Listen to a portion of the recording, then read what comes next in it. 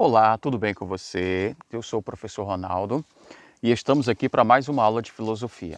E hoje nós vamos falar sobre um assunto interessante, sobre pensamento, pensar sobre o pensar. E fazendo aqui a pequena recapitulação do que nós já vimos até agora, nós tivemos a primeira atividade introdutória e de lá para cá já tivemos 7 aulas. E eu quero lembrar você, na próxima aula teremos atividade. Então, se prepare. E vai envolver todo esse conteúdo, tá bom? Atividade avaliativa. Então se organize, dá uma olhada no que nós estudamos até agora e se prepare, tá bom? Então vamos lá, o nosso conteúdo de hoje. Nós vamos conversar sobre filosofar é pensar sobre o pensar. Veja bem, a primeira coisa que nós analisamos aqui é a atividade humana de pensar. Você está apresentando um trabalho e aí alguém, você que é meu aluno do 6º ano, alguém pergunta para você sobre o que você está apresentando. Então o que você vai fazer?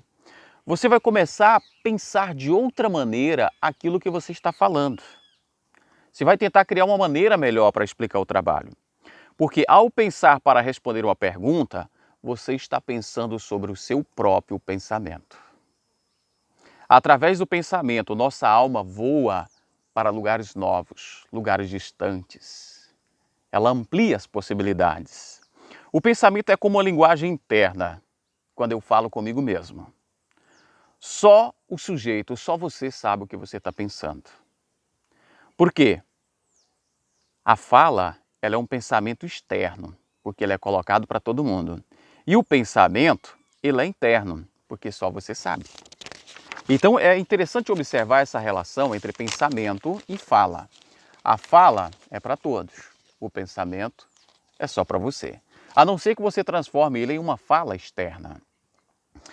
E aí, a palavra, ela é o que é usado para essa fala quando ela é dirigida a todos. E a palavra, ela vem do grego, pharmakon. Pharmakon. O que é isso? É daí que vem o termo farmácia. Pharmakon pode ser traduzido como remédio. Olha, 3 traduções: remédio, veneno e maquiagem. O que cada um tem a ver com a palavra? Remédio é quando a palavra é utilizada para reconhecer qualidades das pessoas, é utilizada com o objetivo para promover o bem. Então é remédio. Quando ela é utilizada para degradar a imagem do outro, para fazer o mal, ela é veneno.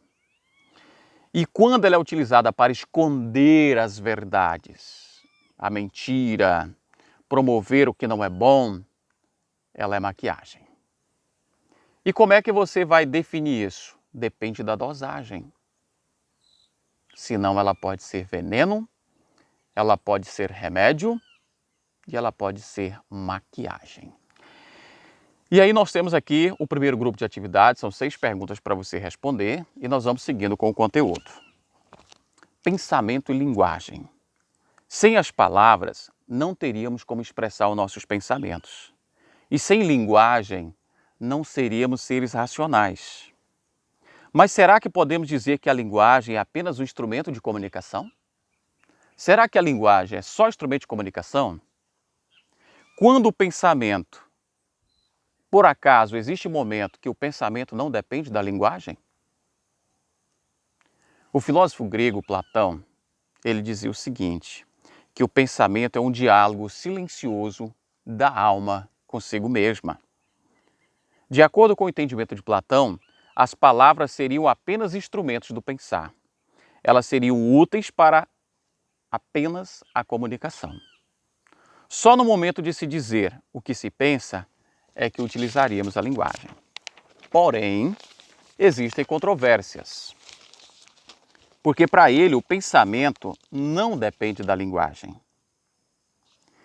Mas alguns filósofos modernos, por exemplo, como Ferdinand Saussure, ele vai dizer que a linguagem é parte essencial do pensamento. O pensamento é desde o nascimento dele, lá na minha mente, um ato linguístico. Por quê? O que quer dizer é que com a linguagem é que nós pensamos. Sem a linguagem não haveria pensamento, defende Saussure. E aí, quando esses filósofos afirmam que o pensamento só é possível por causa da existência da linguagem, podemos compreender que pensamos em uma determinada língua. No nosso caso, em língua portuguesa, que é a nossa língua materna.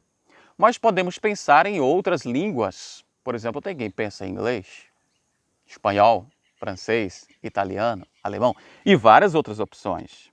Porque a linguagem ela serve para demonstrar o útil e o danoso, o justo e o injusto. Certo? Isso dizia Aristóteles. Mas vamos lá. Continuando aqui com o nosso conteúdo, nosso material, nós podemos observar aqui que é por meio da linguagem que o pensamento se efetiva. O pensamento ele se torna concreto, efetivo, por meio da linguagem. É por meio dela que nossas percepções e nossa memória se articulam. E é a linguagem que permite a interligação das ideias. É por meio dela que compreendemos e damos sentido a tudo que nos rodeia. Por meio da linguagem podemos entender melhor o que somos, por que somos tão diferentes de outros animais. E aí o desenvolvimento da linguagem foi de suma importância, olha só, de suma importância, decisivo para que o homem se descobrisse como ser racional. Olha só a importância da linguagem. E aí tem uma atividadezinha aqui para você, lendo imagens, Tem uma tirinha, uma figura para você. E vamos lá para a parte do pensamento e da filosofia. Como vocês podem ver, a nossa aula hoje está dividida em 3 partes.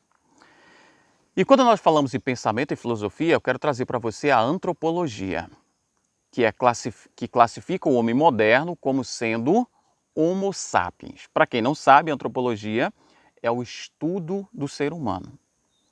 E quando a antropologia classifica o homem moderno como um Homo sapiens, ela está querendo dizer que o homem é o animal cuja característica principal é saber que sabe. Se o homem sabe que sabe, é porque ele evoluiu e superou a relação meramente instintiva com a natureza, tornou-se um animal racional e consciente. Se ele sabe que ele sabe, então ele é consciente do que ele sabe. E é isso que você precisa ter em mente. O homem filosofa, isto é, ele pensa sobre o pensar. Ele pensa sobre o que ele está pensando. Ele tem consciência do caráter, do valor, das possibilidades e dos limites do seu conhecimento. Ele não conhece apenas o mundo exterior. Ele conhece o mundo interior, seu mundo interior. Ele conhece a si mesmo. A filosofia consiste, então, num pensar que se volta para si mesmo. Sendo, portanto, por meio dela, que o homem se reconhece como homem, como ser humano. Quando dizemos que a filosofia é um pensar sobre o pensar e que ela é o conhecimento do conhecimento, estamos falando de uma qualidade específica da filosofia. Então é importante que você tenha claro e em mente que filosofia não é ciência. Olha só, peraí. Se a filosofia não é ciência, o que é a filosofia? É uma forma de conhecimento que tem um conteúdo, um método e objetivos distintos da ciência. Ao contrário das ciências, que são conhecimentos específicos que investigam apenas partes da realidade, a filosofia tem como propósito investigar a realidade em sua totalidade. E isso faz com que a própria filosofia e a ciência sejam objetos de estudo, de si mesma, da própria filosofia. As ciências, elas partem de pressuposto que podemos conhecer as coisas e que as coisas, evidentemente, podem ser conhecidas. A filosofia questiona tudo e não aceita nada como pronto e acabado. Ela sempre acredita que ainda há uma possibilidade para se questionar mais um pouco ainda. Tá? Então a filosofia está sempre buscando conhecimento. E aí, eu quero dizer para você que é nesse sentido que a filosofia é conhecimento do conhecimento. Podemos dizer que a filosofia é um conhecimento do próprio processo de conhecimento. E aí, nada está fora do processo de investigação da filosofia. A filosofia pode, inclusive, procurar conhecer-se a si mesma. Por quê? A filosofia, então, é assim, a ciência de todas as ciências. E ela baseia-se, tem como base, o seu fundamento necessário para todas as formas de conhecer. Então é isso que eu quero deixar para você, essa informação da importância da filosofia. Então a filosofia ela é a base de todo conhecimento. Ela é a mãe de todas as ciências. E ela não aceita nada como pronto e acabado. Em filosofia, sempre há algo mais para aprendermos. Grande abraço para você. Faça a atividade. Eu não vou ler a atividade aqui, mas a atividade está disponível no material em PDF, que eu já disponibilizei para você na atividade. Faça todas. E lembre, semana que vem teremos a atividade avaliativa e vou apresentar a quantidade de atividades que você já me entregou, uma prévia da sua nota. Então esteja lá, grande abraço, se cuide, a pandemia não acabou e vamos continuar estudando.